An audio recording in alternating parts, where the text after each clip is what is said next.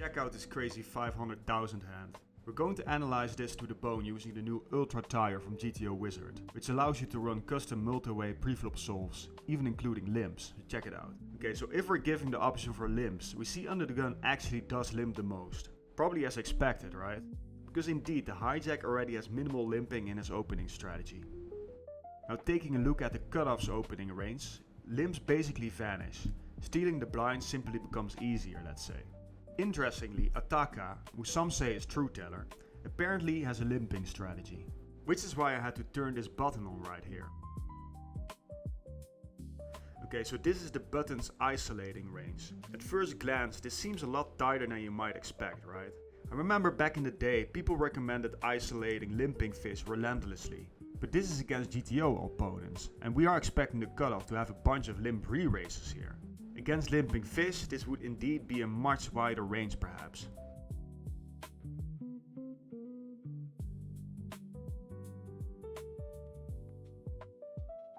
And that's indeed what we see here, a pretty wide Limp-Reraising range. We saw earlier that the limping range for the cutoff was tiny, but when they do limp, this is sort of the range that they would come up with. We see it's mixing a lot of premiums and strong hands, Limp-Reraising with a very balanced range, including that 6-4 suited.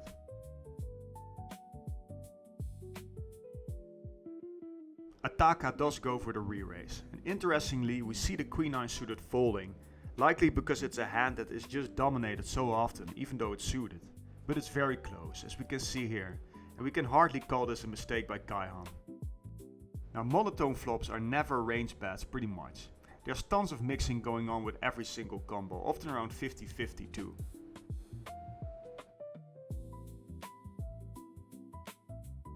This bet is also big enough that Kayhan is never really required to raise here, making this an easy call.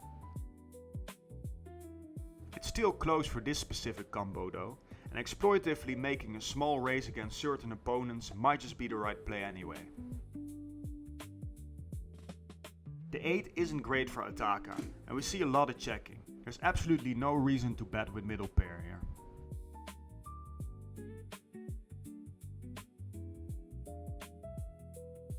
So there's often a lot of mixing with all combos on monotone boards, and that also means that flushes actually check back a lot. You may be surprised to see that the Queen High flush is checking back 42% here. Would you be tempted to just start betting for value and protection here? The way you could look at it perhaps is that on monotone boards, most hands are much less defined than on other types of boards. Overall balance across all combos starts to matter more. Things are more even, creating a sort of flat land. Because of this, frequencies spread over that flat land like water, instead of getting stuck in certain holes or valleys. I asked Gemini to create a video explaining this. On monotone boards, hands are less defined. Frequencies spread over that flat land like water, instead of being stuck in holes or valleys. If that helps in any way, I hope I didn't waste your time with that. There's no way you can fold middle pair. I even found some ace kings without a flush draw that call this at a low frequency. So when that king comes, the solver does bet for a 25% sizing as a donk lead. It's unclear if ATAKA is doing this, but we'll keep it in.